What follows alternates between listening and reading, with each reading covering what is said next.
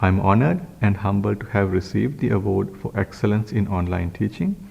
Honestly, I have never taught an online class until we had to transition to an online format due to COVID. Electrical engineering subject matter relies on mathematics and the application of theory. So converting such course material to an online format without losing student comprehension was challenging. My success in online teaching didn't happen overnight. I tried a number of different approaches, some failed, some succeeded.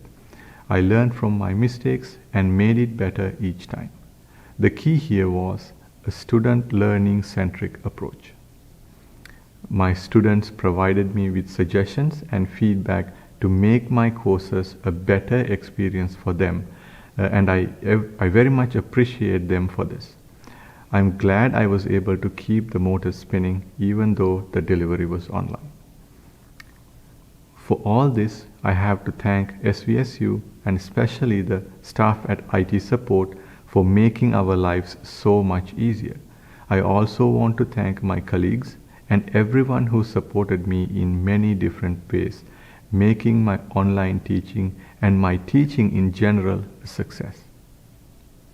I'm very thankful to the selection committee, the students that nominated me, and all my students for providing me with this opportunity.